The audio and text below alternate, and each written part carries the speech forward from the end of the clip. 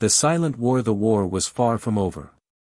The final battle had been fought, the Dominion's mighty fleets lay scattered across the void like broken toys, and humanity had claimed victory over an empire that had terrorized the galaxy for centuries. But something darker lurked in the silence, an invisible war fought not with weapons, but with whispers, lies, and sabotage. No one knew it was coming. But it was already here. Commander Sarah Chen stood at the observation deck of humanity's newest flagship, the UES Phoenix, watching the construction crews work tirelessly to rebuild what the Dominion had destroyed. Massive space stations rose from skeletal frameworks, their hull plating gleaming under the light of distant stars. Communication arrays stretched across the void like silver spider webs, connecting the scattered worlds of humanity's growing influence. It should have been a moment of triumph, a time to celebrate the dawn of a new age. Instead, Sarah felt a chill that had nothing to do with the cold vacuum of space. "Ma'am," her aide, Lieutenant Morrison, approached with a data pad clutched in his trembling hands. "We've received another report from Sector 7. The mining station there experienced a catastrophic power failure 3 hours ago. No casualties, but their entire operation is offline." Sarah took the pad without looking away from the construction site. "How many does that make this week?" 17 separate incidents across 12 sectors. Power failures, communication blackouts, equipment malfunctions. Morrison's voice trailed off as he read the list. "The engineering teams can't find any common cause. They're calling them random system failures." Random. Sarah's voice was flat, emotionless. She'd been a soldier long enough to know that in war, nothing was ever truly random. "And the pattern analysis?" "Inconclusive, ma'am." "But..." Morrison hesitated, clearly uncomfortable with what he was about to say.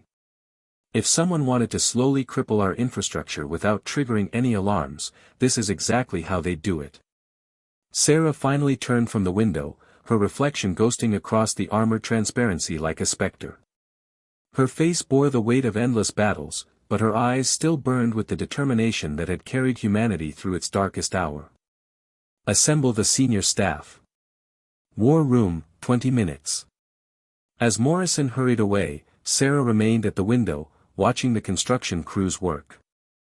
Each welding spark looked like a tiny star being born, but all she could think about were the ways those same sparks could become explosions if someone knew exactly where to place them. Deep in the bowels of a derelict Dominion research station, a figure moved through corridors that hadn't seen maintenance in months. The artificial gravity still functioned, barely, and emergency lighting cast everything in a sickly red glow. To any casual observer, the station appeared abandoned, another casualty of the Dominion's fall. But appearances could be deceiving. Agent Vex adjusted the portable interface he jury-rigged to the station's central computer core.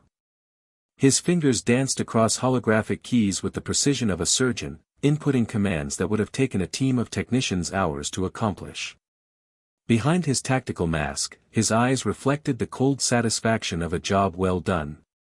"Phoenix Station's communication array will experience a cascade failure in 72 hours, he reported into his encrypted communicator. "The explosion will be blamed on faulty Dominion technology." The voice that answered was electronically distorted, impossible to trace or identify. "Excellent. What about the mining operations in Sector 7?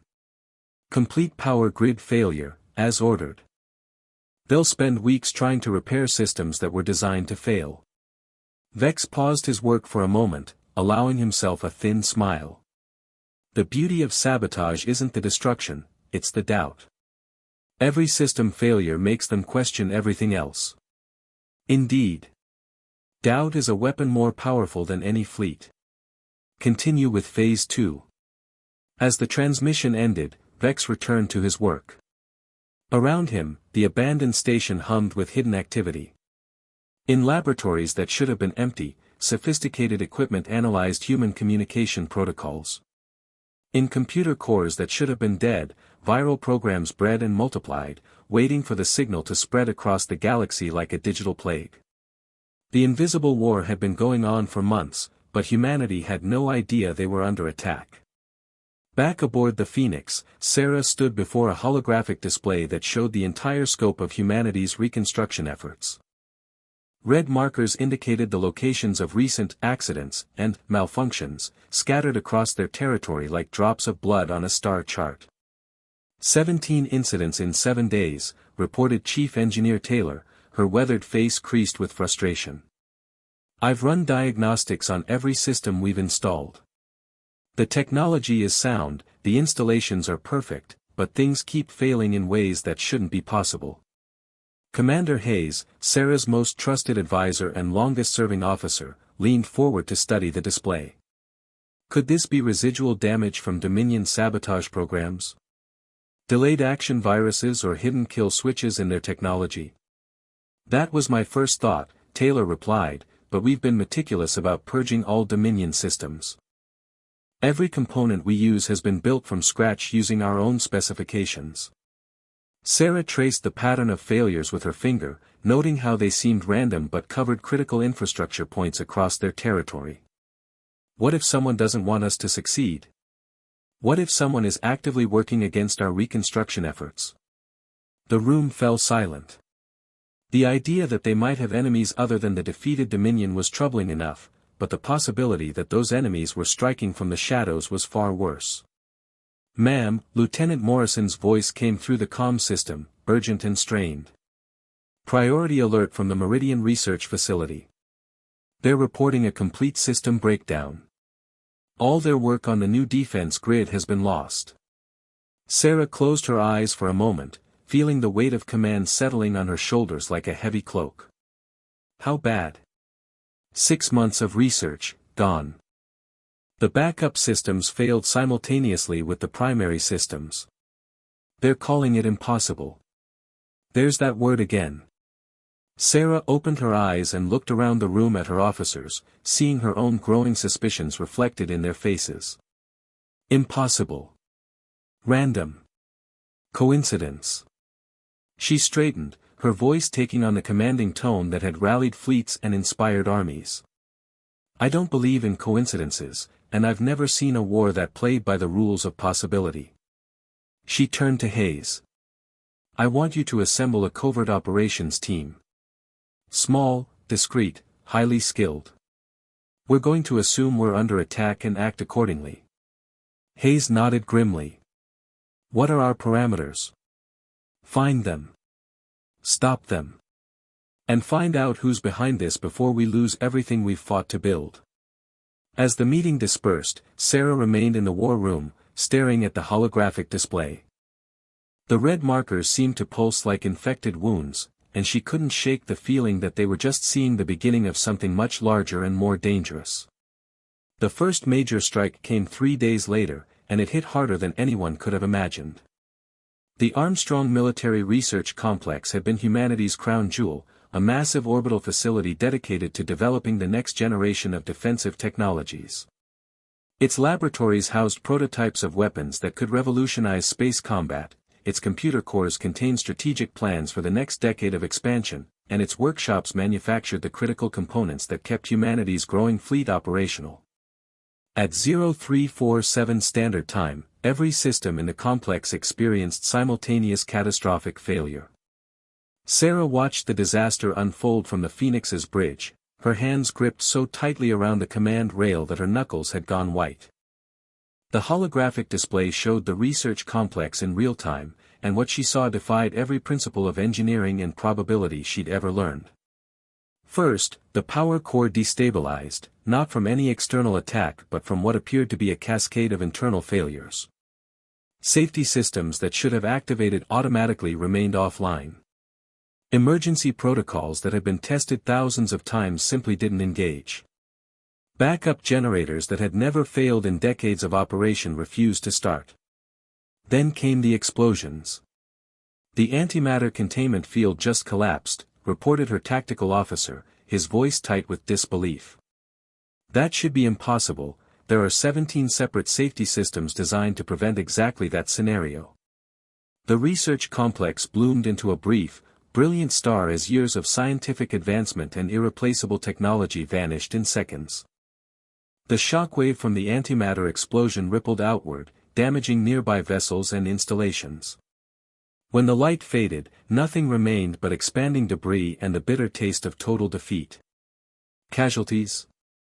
Sarah asked, though she dreaded the answer. Over 3,000 researchers, technicians, and security personnel. The emergency evacuation systems. The tactical officer paused, swallowing hard. They didn't activate, ma'am. Every single evacuation protocol failed simultaneously. Sarah stared at the empty space where humanity's greatest research facility had stood just minutes before. The first strike had hit hard. A key military installation had exploded in a flash of light, taking with it years of technological research and irreplaceable weapons. There was no enemy fleet, no battle, just a silent attack that crippled their plans and shook the foundation of their newfound empire. Ma'am, Morrison approached cautiously. We're receiving reports from across the sector. Communication blackouts, power grid failures, manufacturing disruptions. It's like someone threw a switch and everything started falling apart at once. Sarah turned away from the holographic display, unable to watch the debris field that had once been their hope for the future. Get me Commander Hayes. Now. When Hayes arrived in the war room 20 minutes later, he found Sarah standing over a tactical display that showed the full scope of the catastrophe. Red warning indicators covered nearly a third of their territory, and more were appearing by the minute. This wasn't an accident, Sarah said without looking up. Someone planned this. Someone who knows our systems better than we do, who had access to our most secure facilities, who could coordinate attacks across dozens of installations simultaneously. Hayes studied the display with the cold analytical mind that had made him one of humanity's most effective strategists. The timing is too perfect. The failure's too comprehensive. We're dealing with saboteurs who have been planning this for months, maybe longer. But who? The Dominion is broken, scattered. They don't have the resources or coordination for something like this. Maybe it's not the Dominion. Hayes met her eyes, and Sarah saw the same dark suspicion that had been growing in her own mind. Maybe it's someone else entirely. Someone who doesn't want humanity to succeed, who sees our growing power as a threat to their own interests. Before Sarah could respond, alarms began blaring throughout the Phoenix. Emergency lights bathed the war room in red, and the ship's AI began announcing damage reports from across the vessel. What now? Sarah demanded as Morrison rushed into the room with yet another data pad. It's us, ma'am. The Phoenix herself. We're experiencing system failures throughout the ship. Life support is fluctuating, the engines are running at 60% capacity, and our weapon systems just went offline. Sarah felt a chill that went deeper than fear.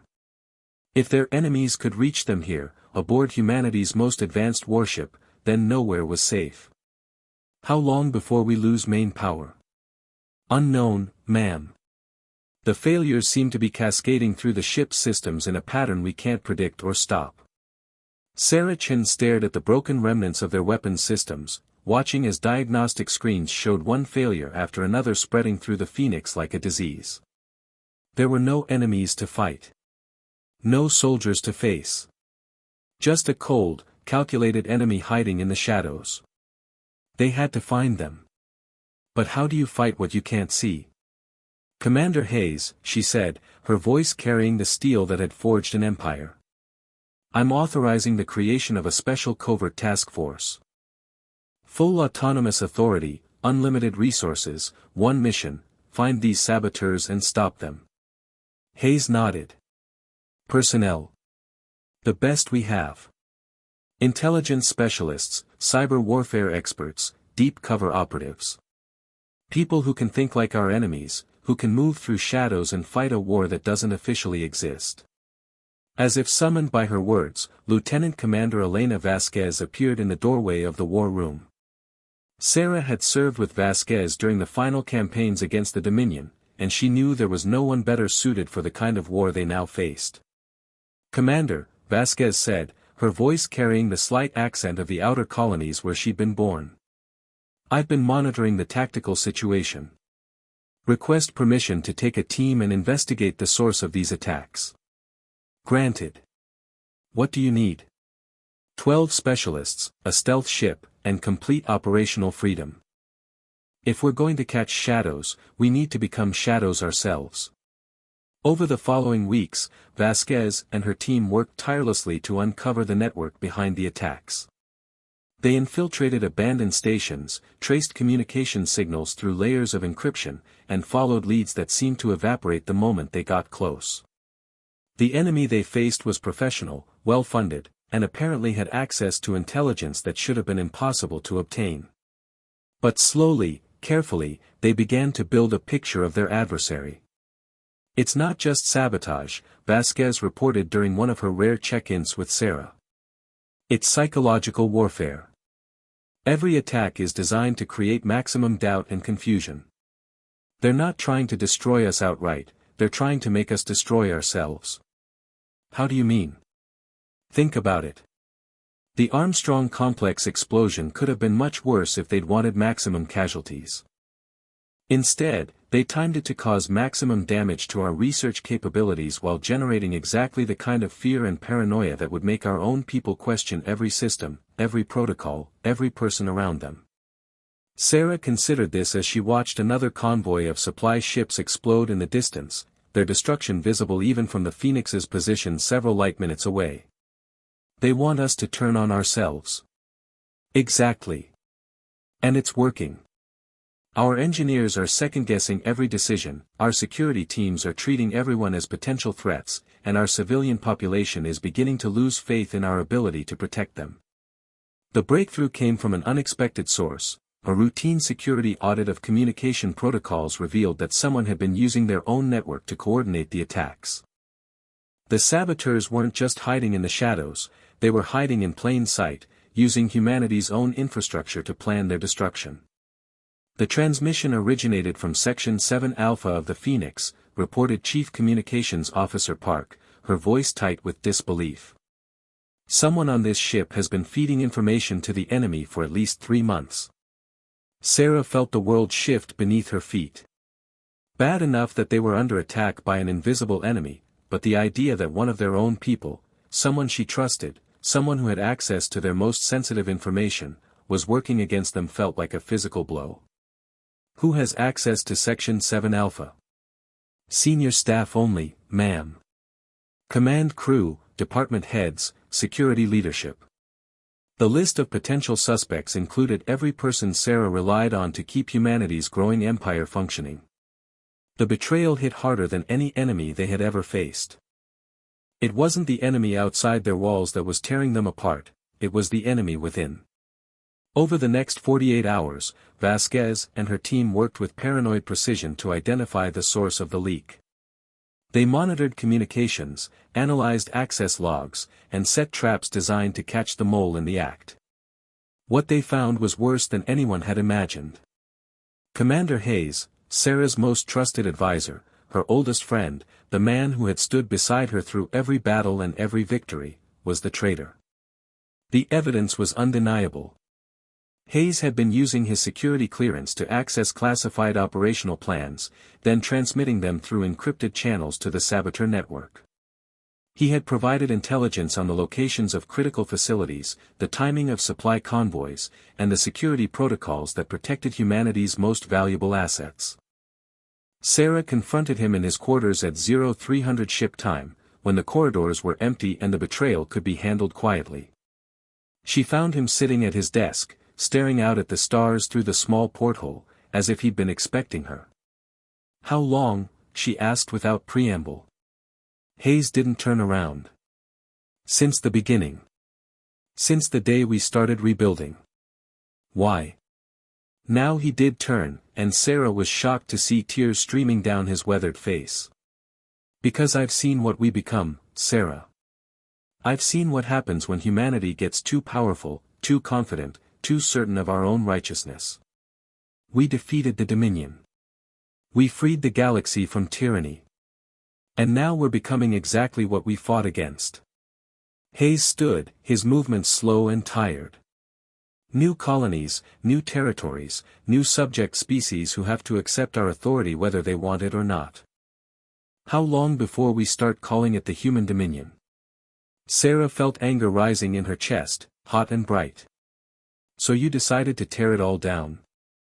To kill thousands of innocent people? I decided to give the galaxy a choice. The people I work with, they're not monsters. They're former Dominion citizens, independent species, colonies that want to govern themselves without Earth's interference. They don't want to destroy humanity, they just want to prevent humanity from destroying everyone else. The revelation that Hayes had been leaking their plans all along, playing both sides like a puppet master, left Sarah reeling. But worse than the tactical implications was the personal betrayal. Hayes had been more than her second-in-command, he had been her friend, her confidant, the one person she trusted above all others. You could have talked to me, she said quietly. You could have raised your concerns through proper channels. Would you have listened? Would any of you have listened? Hayes shook his head. Power corrupts, Sarah. Even good people. Especially good people, because they convince themselves that everything they do is justified. Within hours, Hayes was in custody and Vasquez's team was using the intelligence he provided, willingly, as part of a plea bargain that would spare him execution, to plan a counterstrike against the saboteur network.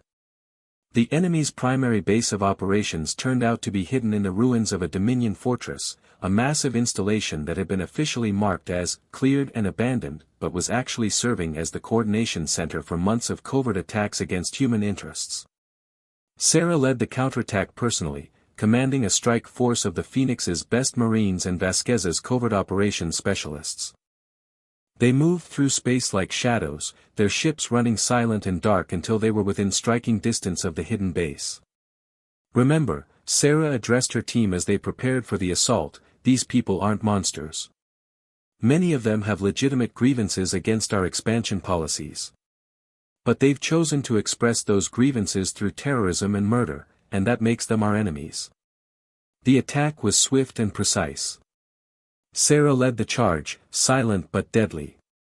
The covert team moved like shadows, cutting through the enemy's defenses and striking where it would hurt the most. This time, they would take the fight to the heart of the sabotage network and cripple it for good. The fortress's defenders had expected to remain hidden, to continue their shadow war from the safety of anonymity. They were not prepared for a direct assault by some of humanity's most elite soldiers.